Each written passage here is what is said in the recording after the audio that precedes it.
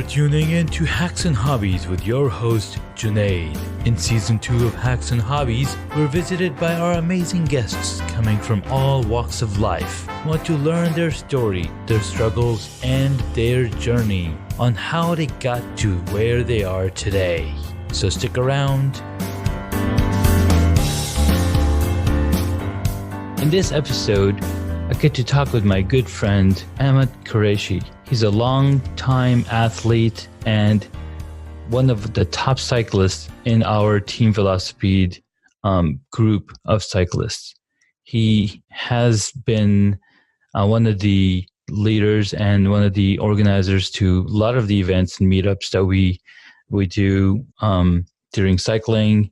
And I've gotten to know him as one of the experts in a lot of the health aspects and a lot of the training and cycling all together. And being a long-term athlete himself, it's been a great journey learning from him and following his lead in the cycling arena. And I was lucky enough to get some time from Ahmed to come on the podcast and talk about cycling. Ahmed, thanks so much for coming onto the podcast. Thanks for having me. Absolutely. So, you know me from over the past few years, having involvement in so many different hobbies, and cycling is one of my fun hobbies that I took to heart back in 2017, and I'm waiting to make a comeback this year. Hopefully, if it's not too late. So I wanted to bring you on and, talk a little bit about what's going on and how you got into cycling. So give us a little run. Sure. Yeah. Well, I grew up as a runner. Even before middle school, I was always just running around outside. I'd prefer to run around and be active and play outside than play video games inside. But then in middle school, I started running track and cross country, and that, went on to high school and then to college at VCU. Then one of the other guys on the team, Saad, he and I bought some mountain bikes, and then one thing led to another, and all of a sudden we've got about 10 of our Richmond buddies out there on the trails every weekend, mountain biking. And that was really fun, as sort of an adjunct to running. Yeah. But then, I noticed that my knees were starting to ache a little bit on some of my longer runs, training for marathons and that sort of thing. So I figured the natural transition for most runners when they start to get aches and pains is to biking. And I saw how much I liked mountain biking. So then I learned of Team Velocipede through Asad Saqib. Saad introduced us after a Jummah one day when we were having lunch, and he told me about the team. I started emailing Faisal Kamdar, amongst other people, and they sort of guided me to buy my first road bike, which was a Trek Madone, 4.5 or something. It was nice, and I just never looked back. That was, I think my first ride with them was Labor Day 2014. And Nice. So that was about, 4.5 years ago. So I love it. Cycling is, that's my main thing now. And running is now the adjunct to cycling. So, That's pretty cool. It's like the two main things that have taken different seats. Okay, you're on the driver's side and I'm just going to hang out. Yeah. The seat. That's really cool. What's funny is that I also started through mountain biking and then got into road biking thanks to Saad's introduction. And that was really cool. And then I think my first ride was with you guys, was going up on, what's that, Skyline? Oh, was that Skyline Drive? Yeah. That's a tough first ride. I know. And I was like, oh my God, what am I doing in the back of the pack? And luckily Nadir was hanging out with me for 3.5 miles or maybe 2.5 miles. I can't even remember. And I was like, all right, I can't do it anymore. And my heart was racing. And then I was like, all right, I'm just going to go downhill. Can we just do it downhill? So that was my Yeah, first intro to it. yeah, it wasn't really an out and back. It was an up and then a down, right? Yeah, Because it was yeah, like a 4 mile climb right out of the parking lot. exactly. That's asking a bit much. Hmm. So that was crazy fun. But then as I grew to learn, about cycling and following you guys on, the Slack channels that we have, and learn about, okay, training is really important. I think that's one of the things you guys would talk about, training and whatnot. So we could touch a little bit on training, but I really wanted to, like, as a runner, like a lot of people say that, you got to have an athletic build. Is that true for any cyclist to get up there, or is that just an excuse? No, not really. I mean, cycling really is what you make it. It can be anything from riding around the neighborhood with the kids to competing in races, and everything in between. And, I think Team Velocipede falls into all of those categories. Yeah. Um,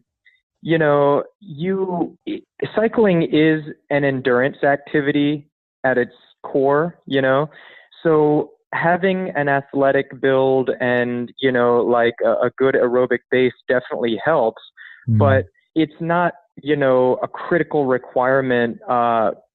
It just depends on what your goals are. Hmm. And, we used to race a little bit more, not so much anymore.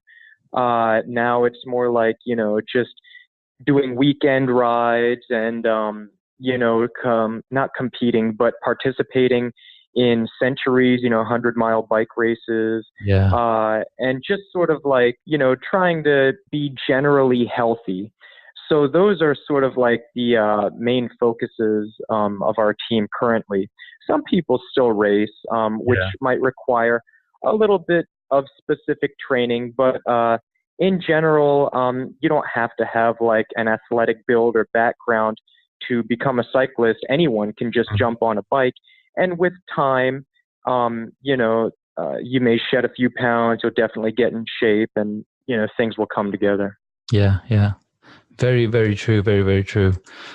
So as we focus on being more healthy, and to be more healthy, you're exercising, or you're riding your bike, you're burning those calories. So one of the things that's been around, or I've heard of in the team, is keto, and I've not just through the team, but I've also seen other people around my work environment that they're like, oh, I'm on keto, I can't eat this or I can't eat that. So what is your experience with keto, and how does that play into cycling? Or let's just define keto, who that is, if people don't know, if my audience doesn't know what keto is.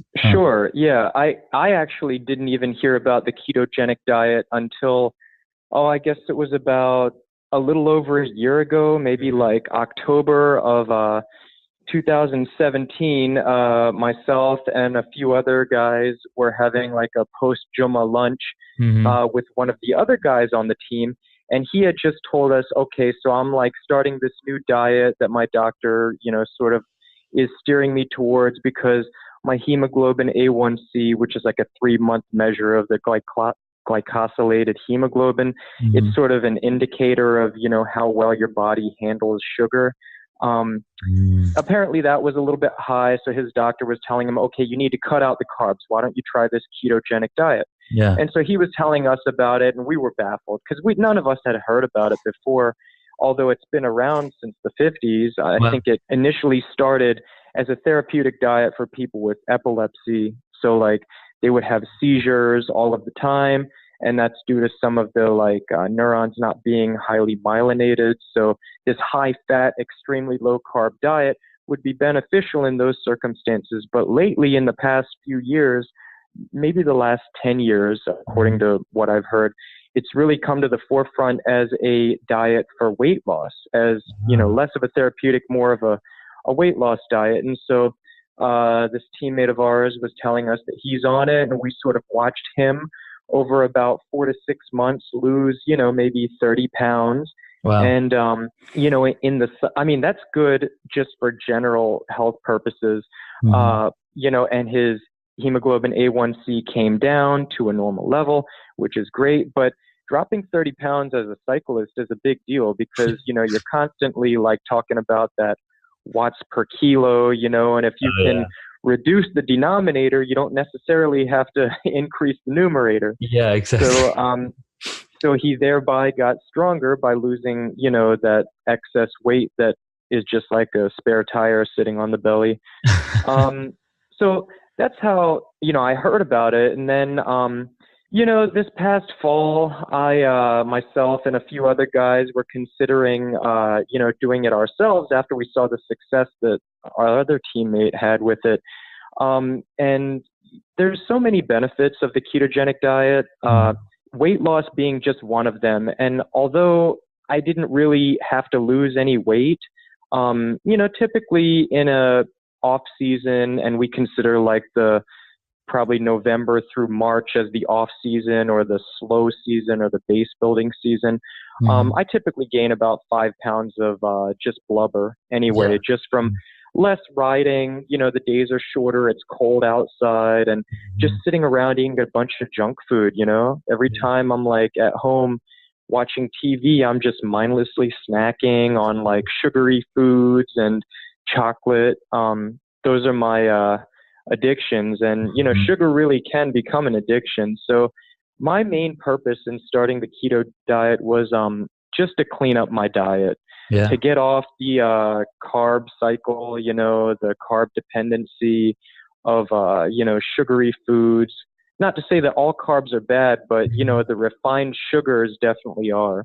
There's no need for any of that in one's diet. So I think I started on Black Friday, had to start after Thanksgiving, of course. Get it all in.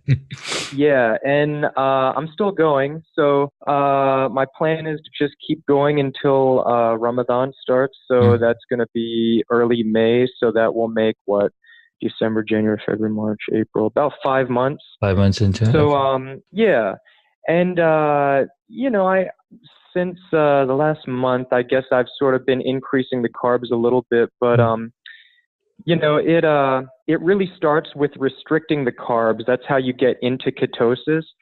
So the idea is that you're reducing the carbs to an amount of like 50 grams or less a day, so that your body has to move to an alternative source of fuel. The easiest fuel for your body to burn is the carbohydrate because, it takes less energy for your body to turn a carb into energy. It all has to do with like the Krebs cycle and all that biology we learned back in high school and college.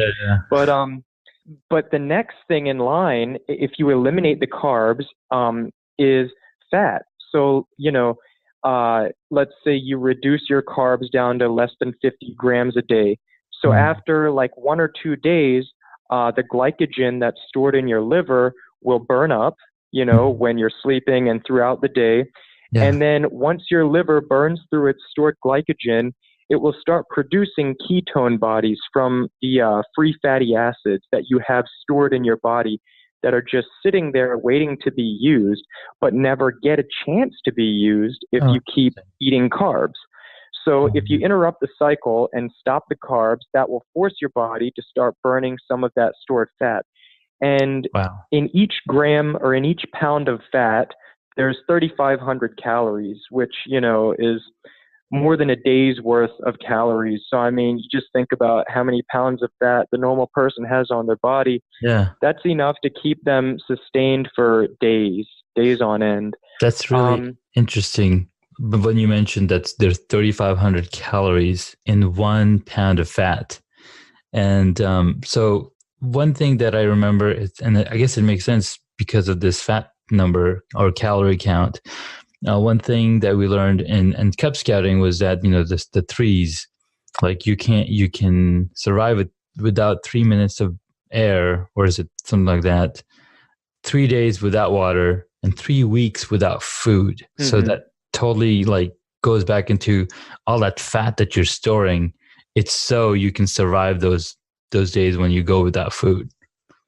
Exactly. You know, a lot of the podcasts I've been listening to the last 4 months about keto always refer back to the primal ancestors, you know, and so they just sort of say, okay, you know, back in the day, you know, when food wasn't around at the grocery store and Yeah. you had to hunt and survive, you wouldn't always get to eat, you know, every day. So you have to be able to go long periods of time without food, and that's where fat comes into play. Yeah. And there weren't a lot of carbs around then either. So, you know, it was mostly fat and meat, which are the main two components of the keto diet.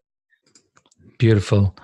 Well, so we know history of the origin of keto, where it came from, and then how it helped our teammate because he from a health perspective. So that's really, really cool. And then that started triggering my head because I have a tendency to eat a lot of sugars. I mean, day and night, I'm consuming sugars left and right because either my body creates it, and then the other thing that I remember is, sugar is also very addictive because it has that immediate high, right? So you're always looking for, okay, what can give me that immediate high, and sugar has that effect. So are there any withdrawals when you first started going into like the keto diet? Well, I mean, I think you're absolutely right. There is, you know, instant gratification reward center in the brain, and the sugar does cause a dopamine release. And so when you look at a PET scan of people who are, you know, on drugs, you know, like whether it's cocaine or whatever, the reward center lights up when people take cocaine. Same thing happens when people eat sugar. So it really is an addiction, just like a drug. And, you know, the idea is to wean yourself off slowly. You know, I did a little research before I actually dove in and, you know, started the diet. And a lot of the stuff I was reading was saying, don't just stop sugar cold turkey, because you'll get symptoms such as the keto flu, right? And, you know, anyone who, you know, is Muslim and fasts during Ramadan, I think we've all experienced the first day of Ramadan, everyone gets that crushing headache, you know, they feel weak and lethargic and a little bit shaky. That basically is the keto flu that people go through. So what they were recommending is do a week of low carb, right? Because I don't know, you know, carb intake could vary. If you're like, you know, a carb dependent endurance athlete, you might be taking in like 500 carbs a day, 500 grams of carbs, or you might be taking in 200. But the idea is to slowly transition. So I gave myself a week of low carb, and to me that meant cutting out the sugary snacks, right? So I would just, every time I'd mindlessly reach for a snack, I'd have to catch myself and say, oh no, we're not doing this anymore, right? So after a week of that, once Black Friday came, and it was time to, you know, stop all the carbs altogether, minus about 50 grams a day, which really those 50 grams, even if you're just counting the net carbs, come from like, you know, sources like nuts and, you know, vegetables and these sort of things. It's not like you can have a Snickers bar and say, okay, that's my 50 grams of carbs for the day. It's what we call incidental carbs that come from whole foods. So anyway, yeah, when I started on Black Friday, Black Friday wasn't too bad. You know, I went for a little bike ride on my own, but I was keeping it, you know, at a low intensity. We say we're doing math training, which is a whole nother podcast in itself, but that basically, that's mathotone training, where you're trying to keep your heart rate at 180 minus your age. And so basically the idea is that, you know, plus or minus 5 for this or 5 for that. But if you keep your heart rate low enough, you'll stay in the fat burning range where your body's optimal, you know, optimally burning fat. And if you go above that heart rate, then you're going to start burning sugar, and it's going to become like, you know, a tougher workout for your body. So anyway, the first thing I noticed was actually on a Sunday ride that me and all the guys on Velocipede were doing a ride out there around Lovettsville, and it was maybe a 50 miler. And I did it fasted. So that means, I woke up, all I had before the ride was water, all I had during the ride was water, and I was trying to keep my heart rate low enough, but my plan was to, like go out there and just see if I'm fat adapted yet, right? So fat adapted means, your body is recognizing that it doesn't have much glycogen in the muscles.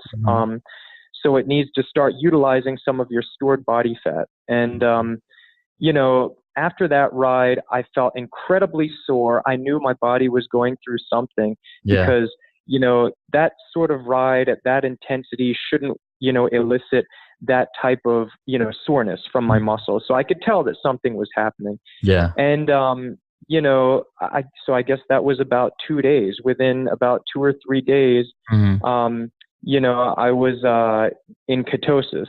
Yeah. And for people who have been doing it longer, they could probably flip in and out of ketosis a little bit quicker than that. But since that was my first time truly being in ketosis, it took about 2 or 3 days. Although, I have done like plenty of fasted rides before, which, are supposed to help you become a better fat burner, but truly in ketosis, this was the first time. So that was my experience with it. That's crazy. Yeah, I mean, I've done some fasted rides. I remember back in 2017, but not at this level at all. That was a pretty intense. I'm sure it felt really intense for you, right? Experiencing that soreness, because being an athlete yourself and being riding for so long, like I was thinking about, you're trying to keep your heart rate low, but I remember like when we used to ride with you, you'd always have a low heart rate anyways. So like how low were you going for? It's, I can't even imagine. But well, yeah, I think from my, I guess, decades at this point of, endurance activities, I've built up, the metabolic machinery and the mitochondria and the muscular endurance. The body adapts. So, I think when the heart gets stronger and the body becomes efficient, the heart necessarily doesn't have to beat as fast, because there's like stroke volume times heart rate equals cardiac output. Yeah. It's just like, how you get watts on a bike.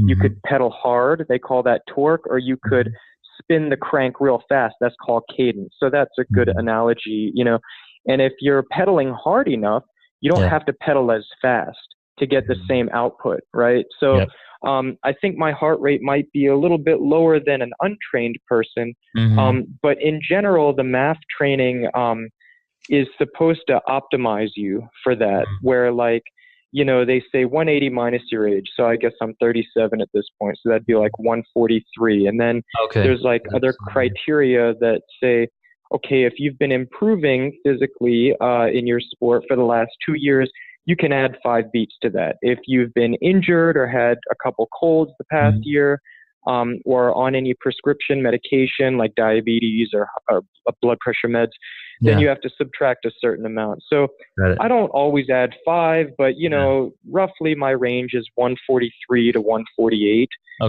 So sometimes I just cut it in half and say 145. Yeah, but that's the high end, So I'd like to not let my heart rate go above that on what I consider to be like endurance rides. Of course, every now and then you're going to do like a tough group ride, where your heart rate's going to be pegged above that for, an hour or so. But that's more like the outlier than the norm. That's the exception to the rule. Hello, Hacks and Hobbies listeners.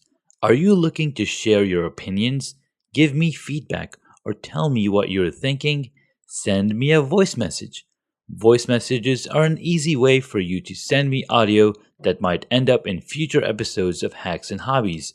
They're the latest feature from Anchor, the platform I use to make this podcast. Here are some of the things I would love to hear from you.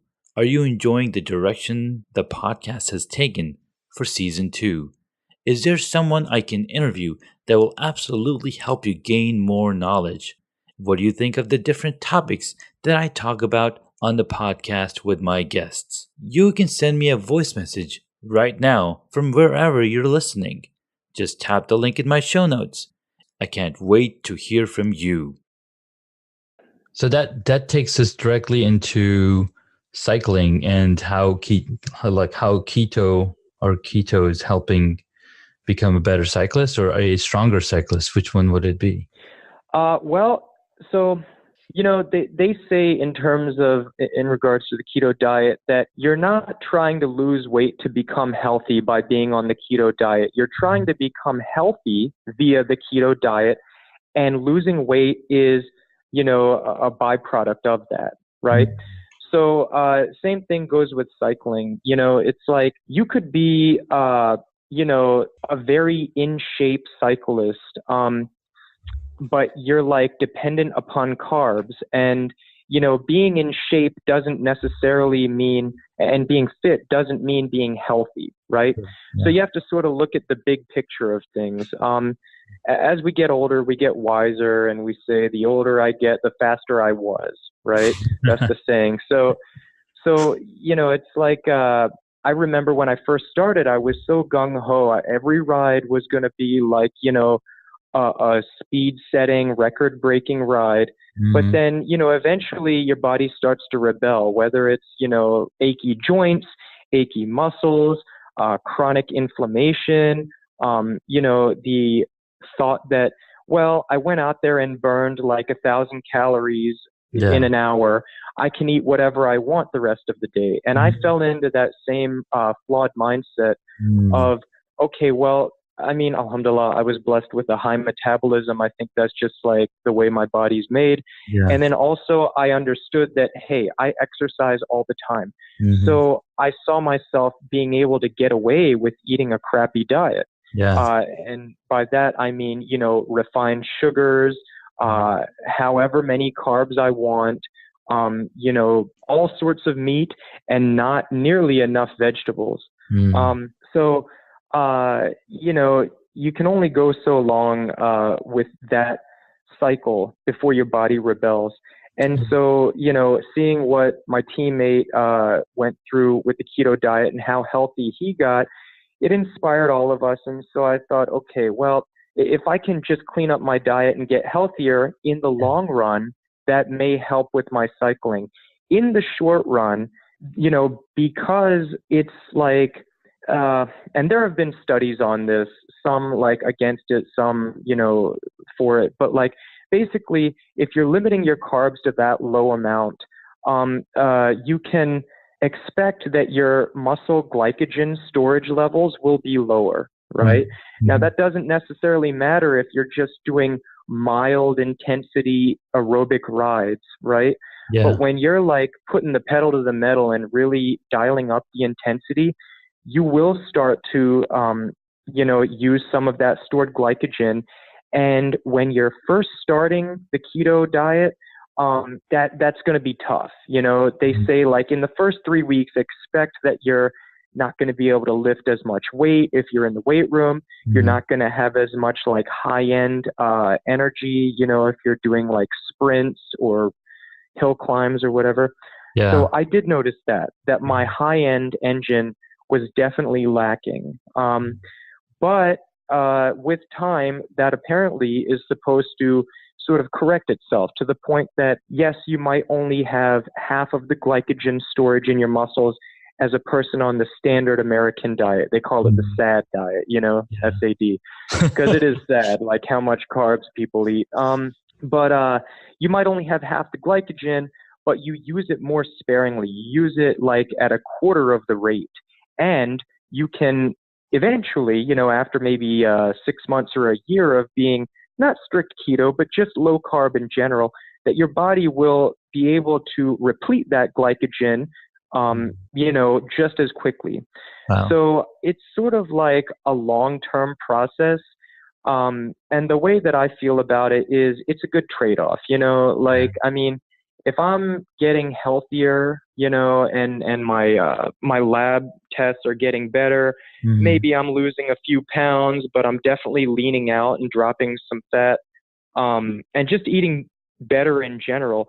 That's Yeah. worth the trade-off of not having, those few extra watts at the very high end, or maybe not being able to, like, win the sprint finish on the local group ride or whatever. Hmm. So But that's you all. have to have a long-term outlook. Yeah, yeah, yeah. So that's more like in the short run, you're going to feel these because you're just getting into it. But in the long run, you should be able to compete at a higher level. Is that what I'm getting? Yeah. Okay. Yeah, exactly. There was a study that I read recently. It came out in like 2016, called the Mhm. FASTER study, Mhm. and it's fat adaptation substrate use of like trained endurance runners or something like that. Yeah. So basically, the N wasn't real big. They only had 16 in this study, but 8 of them were on the standard American diet. 8 of them had been on a low carb diet for, I think the average was like 20 months, so like a year and a half, which is a long time. Yeah. So yeah, they're definitely like fat adapted. But the point of the study was that they were going to take these endurance runners, have them run at 65% VO2 max for 3 hours. So it's a glycogen depleting workout. Mhm. And they took biopsies of the muscle and blood, like before, during, and after the run. And Yeah. basically the results showed that, there was no more glycogen usage out of the fat adapted runners than the standard diet runners. And they repleted their glycogen just as fast. At the same time, during the activity, the fat adapted runners were using like 2.5 or 3 times more fatty acids as fuel, which is to be expected, Yeah. but they were doing it at a higher rate. So basically, when they say like, there's a graph where on the x-axis it has like intensity, Mhm. and then on the y-axis it has percentage of like carbs or fat used, right?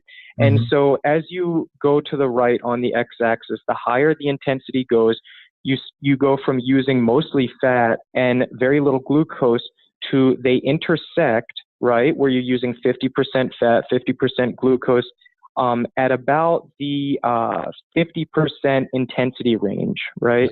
And Yeah. then when you go to even higher intensities, it goes to being mostly glycogen usage that your body's using and very little fat. So what they found was that the fat adapted runners were able to push the intensity of the run to Mhm. 65% of their VO2 effort, and still be using mostly fat. So if you think about it, fat is a cleaner burning energy source anyway. It doesn't cause the inflammation that carbohydrates do when they're broken down, and inflammation is bad for a number of Yeah. reasons. But, if you think about the fact that you only have a certain amount of glycogen stored in your muscles, it's a Mhm. finite amount versus like the thousands and thousands of calories you have in your stored body fat. It's like an endless supply of Yeah. energy.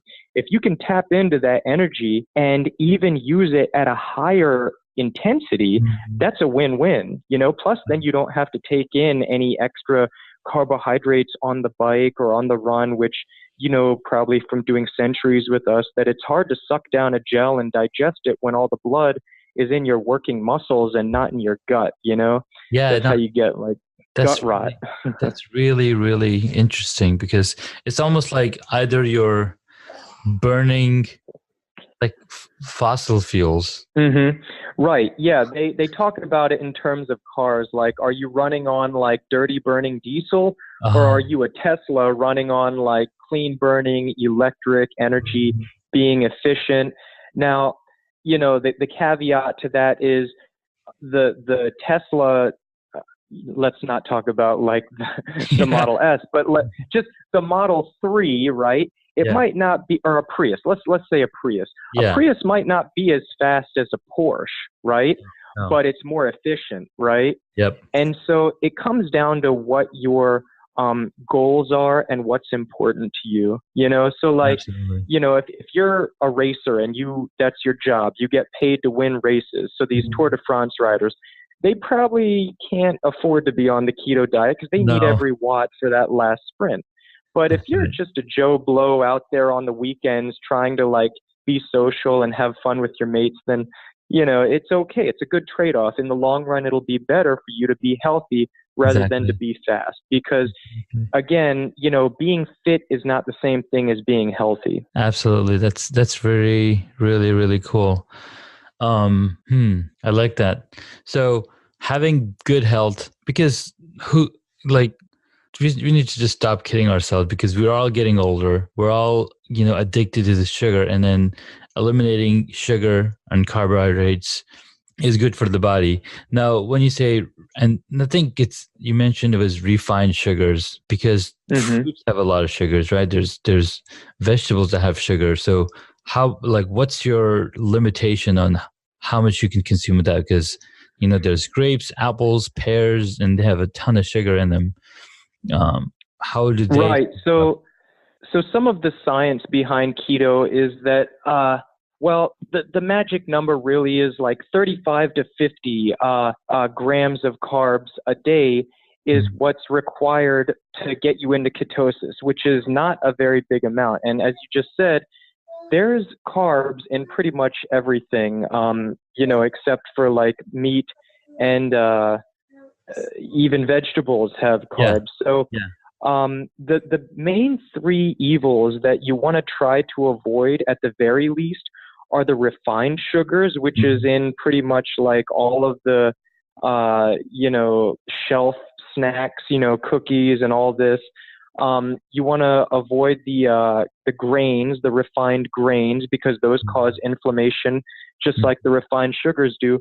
And Yeah. the third one is the refined vegetable oils.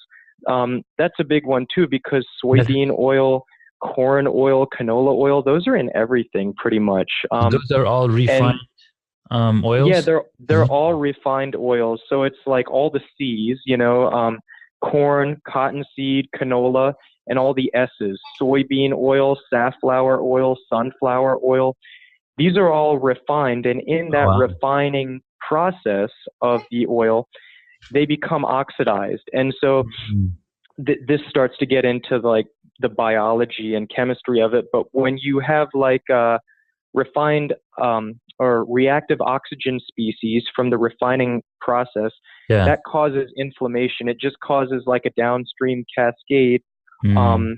of something else to become reactive. And, that can lead to things like cancer, inflammation, and inflammation can lead to diabetes, heart disease. For the longest time, we were told that you want to avoid saturated fats, Mm. and that whole like food pyramid shows that the Yeah. base is built out of carbs and you want to just keep the fats to a minimum. There was this like scientist from, I don't know, the 50s or 60s that Yeah. all of these podcasts and YouTube videos refer to. His name was Ansel Keys. And Hmm. so people were in his pocket, and Oh, basically yeah. he skewed his data to show that, fat and saturated fat specifically led to higher incidences of heart disease in Hmm. these certain countries. But he left out like half of the other countries where that data wasn't favorable for what Yeah. he wanted to show. Yeah. So after, decades of us being on this low fat, high carb diet, Hmm. it led to all this disease, see this obesity epidemic in America. Recently, it's been shown that it's not actually the saturated fat that's causing the heart disease. Yeah. It's the combination of Okay. these refined vegetable oils that are Mhm. inflammatory by nature, and then combined with oxidative stress of everyday life, and then also the refined sugars, which Mhm. causes inflammation. So when you have like those three, that trifecta of heart Yeah. disease, yeah, people are going to get heart disease. So Yeah. people sometimes, when we talk about this high fat, moderate protein, low carb, ketogenic diet, people get scared because they're like, oh, well, fat's so bad, and you're eating how much saturated fat a day? But the thing that, I had to research myself and convince, other people of who I've spoke with is that there's good fats and there's bad fats, right? Yeah. Saturated fat is not necessarily bad.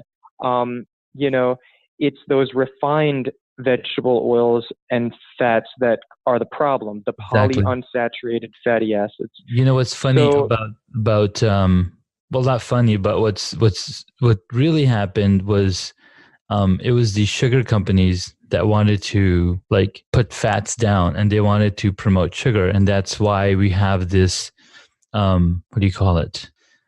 That's why we had this low fat diet fad for the many years, because the sugar industry just wanted to pump out, like, oh, fat is bad, fat makes you look fat, right? It had that connotation. So it's really interesting how like everybody talking on keto is referring to that same doctor who did this research to show, sugars were bad. And with the whole like primal concept, you just have to look back to what our ancestors ate, and they say, eat what your grandma ate, right? Yeah. Because in our grandmother and great grandmother's day, we didn't have all these shelf snacks, right? That were like loaded with sugar and partially hydrogenated vegetable oil so that they can have a longer shelf life, refined vegetable oils. That just wasn't even an option, Yeah. And in our grandmother's day, they didn't have this obesity epidemic, and heart disease is so prevalent, cancer now. So, I mean, if you just drop those three main evils out of your diet, you'll be doing yourself a great service. And you don't even really have to, cut out the carbs altogether, because there are carbs in a lot of good foods too. So carbs themselves are not the problem. It's the refined vegetable oils, refined grains, and refined sugars. Yeah. Beautiful.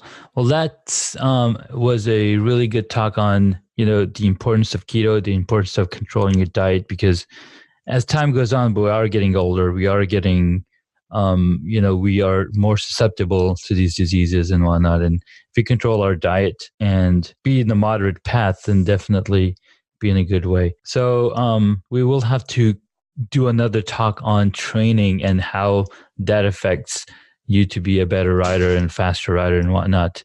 But before we go, there are some questions that I wanted to ask. So what is one hobby that you wish you got into? Well, I mean, currently my hobbies are pretty much just cycling. But I don't know. I guess maybe hiking. Growing up and being a runner, I always preferred cross country to track. Yeah. And I'm sort of outdoorsy. I like mountain biking. So yeah, I think hiking would be pretty cool to get into.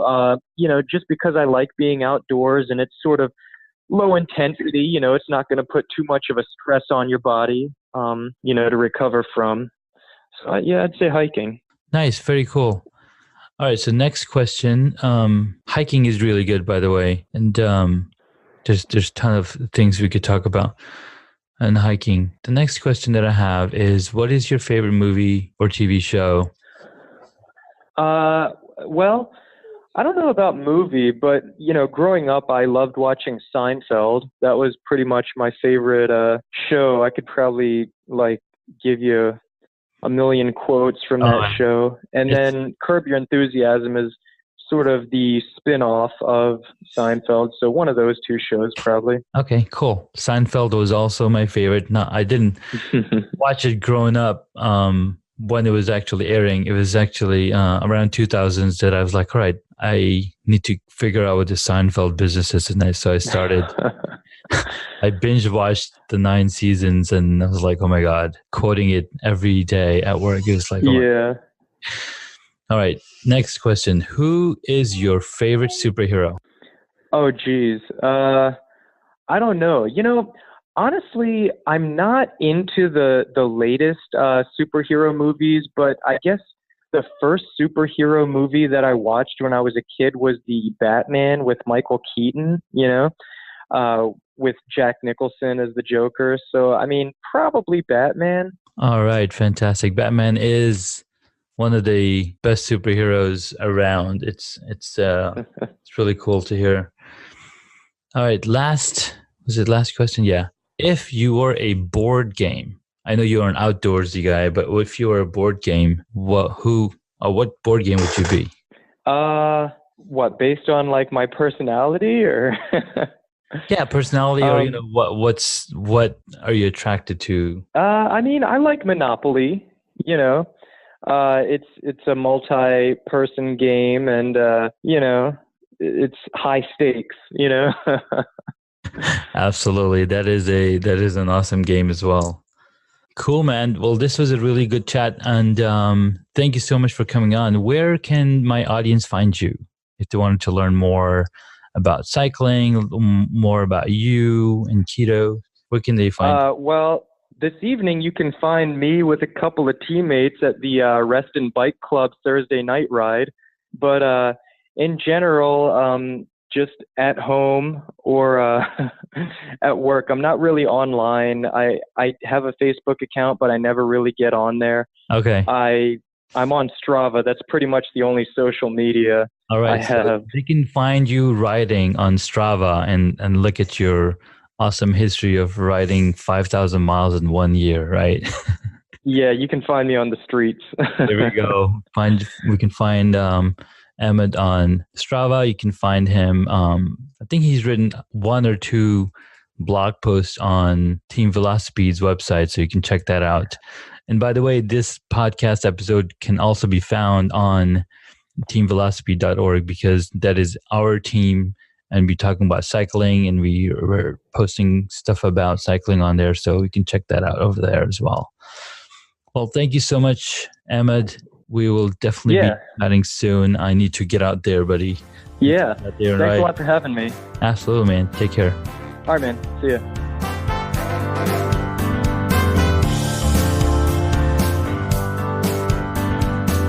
Thank you for listening to Hacks and Hobbies. You can find additional information on the guest today on the website hacksandhobbies.com. Please feel free to subscribe to the podcast so you don't miss out on upcoming interviews with amazing guests.